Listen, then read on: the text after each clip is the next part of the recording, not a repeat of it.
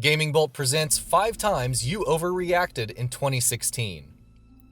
2016 has been an eventful year for the video game industry, to say the least, and it's safe to say that a lot of these aforementioned events have centered around controversy. Whether it be regarding alleged leaks for anticipated hardware or massive backlash against hugely anticipated releases, there's just been a lot of drama going on almost without a break. However, a lot of these times during the year, thanks to these aforementioned controversies, we saw instances where the gaming community's reactions were maybe a bit disproportionate to the issues in question. And it wouldn't be the first time that this has happened. From the infamous backlash to the Mass Effect 3 ending, to the time people actually believed for a time that the Kinect would be the next big thing for Microsoft.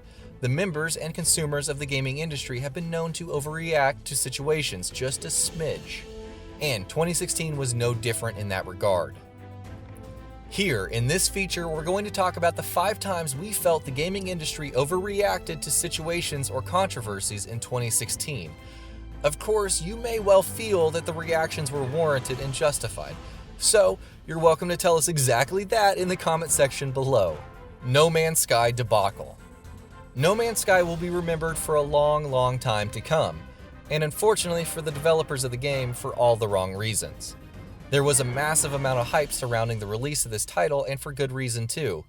Though first revealed in December of 2013, after an incredible amount of delays, the game finally hit the market earlier this year, and it's fair to say that it was not all that everybody had hoped it would be. Was No Man's Sky a disappointment? Well, sure it was. The hype and anticipation surrounding the game seemed to suggest that it would be the next big thing in the industry in terms of open-world emergent gameplay, and the final product was nowhere near as good and groundbreaking as everybody expected it to be. Was the backlash against the game proportionate to how disappointing it was, though? It definitely wasn't. The vitriol in players' reception to the No Man's Sky in the weeks following its release was shocking, with some fans even going as far to personally harass Sean Murray and the other developers of the game. And there were even reports that suggested that some people had even made death threats against the people who had created the game. Being disappointed with something you have been looking forward to is one thing, but this was just plain insane. Lack of UHD Bluray in the PS4 Pro. When it was announced that the PS4 Pro would not include a UHD Blu-ray drive, a large number of people lost their minds. Why? Well, on account that the fact that Sony has always been known as a company that pushes the latest media formats in its hardware releases, and the fact that the PS4 Pro's direct competitor, the Xbox One, actually did have a UHD Blu-ray drive. So it was kind of a big deal for everyone. But for maybe some people, it became too big of a deal. So much so that large numbers of people swore off Sony and PS4 altogether due to its glaring omission. However, when you really think about it, you realize that it isn't as big of a deal as it was made out to be.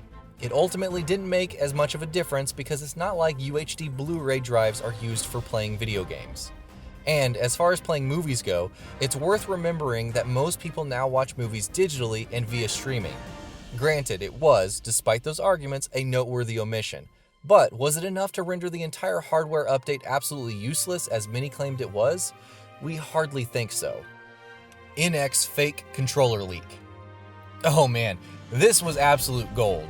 Earlier in the year, a set of images was released onto the internet depicting what was believed to be a prototype version of the next Nintendo system, then known as the NX, and now officially confirmed as the Switch. It was essentially an oval-shaped controller, and the leak said that it had haptic feedback buttons. 2 analog sticks and a mouse wheel-like scrolling shoulder buttons would be all that it would feature in the way of actual buttons. It looked uncomfortable to say the least, and immediate reception it received was incredibly negative. What was hilarious, though, was the ridiculous online forensics that went into dissecting every pixel of the leaked images on forums. People went to incredible lengths, such as somehow looking at the reflection of a tree in a computer screen in the images, and through some far-fetched logic, coming to the conclusion that the image had to have originated from the studio Massive Entertainment, the people behind The Division. And of course, it was all for nothing. It was revealed a short while later that the photos were a hoax, and that the prototype model was just something built by someone who's been goofing around with a 3D printer. This one was a whirlwind to say the least, and surely will be fodder for chuckles for some time to come. Assassin's Creed Remaster, Weird NPC Face. Around the release of the Ezio collection on the PS4 and the Xbox One, which included the remastered versions of Assassin's Creed 2, Brotherhood, and Revelations, a video went viral that showcased a number of horrendous glitches and visual bugs in the remastered collection. One of these bugs highlighted the face of a particular NPC who showed up in one of Assassin's Creed 2's earlier cutscenes, and he looked, well, he didn't look good. People took one look at his clown face, and that almost opened up a floodgate, giving rise to criticisms over everything from the entire HD collection itself to the fundamental worth ethics of Ubisoft. Ubisoft, being Ubisoft, drew a shitload of criticism for this, and while some may argue that they kind of had it coming, what's funny in this scenario is that the entire reaction to the clown-faced NPC was for nothing. It turned out that that NPC was randomly generated, meaning that there was a very good chance that he may never even show up in cutscenes at all. And he was included in the original Assassin's Creed 2 release as well. What's more, Ubisoft eventually even released a patch that removed the weird NPC face from the game altogether.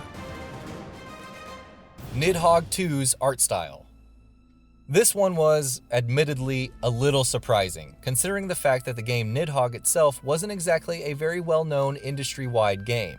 It was surprising, then, that when Nidhogg 2 was announced, the reveal got a lot of attention and, strangely enough, a lot of backlash. Fans of the original claimed that they had loved the 8-bit minimalistic stick figure-like visual art, and that it was elegant and simple, and that, as a result, they were not really huge fans of the direction the sequel had decided to take in terms of art style. People were not entirely fond of the chunkier, fancier art style of Nidhogg 2, and the character design in particular seemed to be a huge point of debate for a lot of people. However, what was ridiculous was that several people were all too willing to simply write off the entire game altogether based just on what it looked like.